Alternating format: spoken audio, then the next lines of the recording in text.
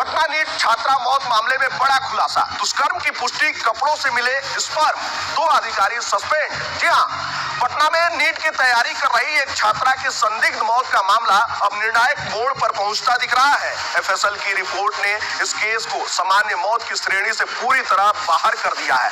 जांच में छात्रा के कपड़ों से मानव शुक्राणु मिलने की आधिकारिक पुष्टि के बाद पुलिस ने इसे बेहद गंभीर अपराध मानते हुए जांच की दिशा बदल दी है। अब आरोपी और अन्य संदिग्धों के खिलाफ डीएनए मिलान के जरिए सच सामने लाने की तैयारी है। पटना पुलिस के मुताबिक मृत छात्रा के परिजनों ने 10 जनवरी 2026 को पुलिस को कुछ कपड़े सौंपे थे। परिजनों का दावा था कि यही वे कपड़े थे जो छात्रा ने घटना के समय पहने थे। इन कपड़ों को कानूनी प्रक्रिया के तहत जब्त कर एफएसएल जांच के लिए भेजा गया।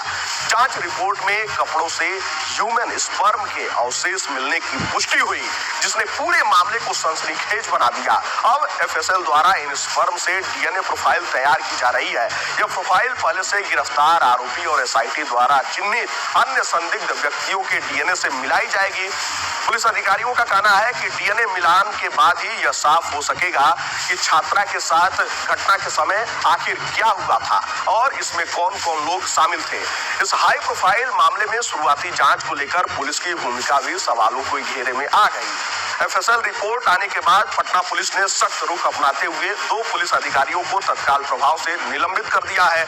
निलंबित अधिकारियों में शामिल हैं रोशनी कुमारी, थाना अध्यक्ष चित्रगुप्त नगर थाना, हेमंत झा, अवर निरीक्षक कदमकुआं थाना। अधिकारियों ने ये माना है कि केस के निचले स्तर पर लापरवाही बरती गई है, जिसके बाद देर रात यह कार्रवाई हुई। आरोप है कि घटना के पहले दिन ही चित्रगुप्त नगर एसएचओ को पूरी जानकारी थी, लेकिन वो इसे इग्नोर करती रहीं। यहाँ तक कि 3 दिन के बाद कार्रवाई शुरू की और वरीय अधिकारियों को भी मिसलीड किया, जिससे इन्वेस्टिगेशन में काफी परेशानी हुई।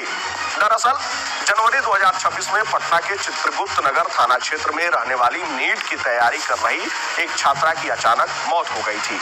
शुरुआती तौर पर इसे संदिग्ध परिस्थितियों में हुई मौत बताया गया, लेकिन परिजन इसे सामान्य मौत मानने को तैयार नहीं थे।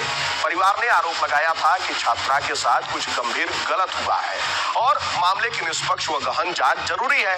परिजनों के दबाव और लगातार मांग के बाद पुलिस ने जांच आगे बढ़ाई और छात्रा के कपड़ों को जब्त कर एफएसएल भेजा गया। अब रिपोर्ट में ह्यूमन स्पर्म मिलने की पुष्टि ने परिजनों के संदेह को और मजबूती दे दी है। पुलिस का कहना है कि इस केस में डीएनए रिपोर्ट निर्णायक भूमिका निभाएगी और वहीं रिपोर्ट के आधार पर यह तय होगा कि छात्रा के कपड़ों पर मिले स्पर्म किसके हैं और क्या इसका संबंध किसी आपराधिक कृत्य से है। एसआईटी इस पूरे मामले की बारीकी से जांच कर रही है और सभी संभावित कोणों को खंगाला जा रहा है। वहीं पटना पुलिस का दावा है कि इस बार किसी भी स्तर पर लापरवाही नहीं बरती जाएगी। दोषी चाहे कितना भी प्रभावशाली क्यों न हो, उसे बख्शा नहीं जाएगा। अब पूरे शहर, खासकर छात्र समुदाय की निगाहें डीएनए रिपोर्ट पर टिकी हैं, जो इस रहस्यमयी मौत से पर्दा उठाने वाली है। खैर, इस पूरे मामले को लेकर पटना के भीतर भी भारी नाराजगी देखी गई थी। छात्र छात्राओं द्वारा भारी विरोध प्रदर्शन भी किए गए थे।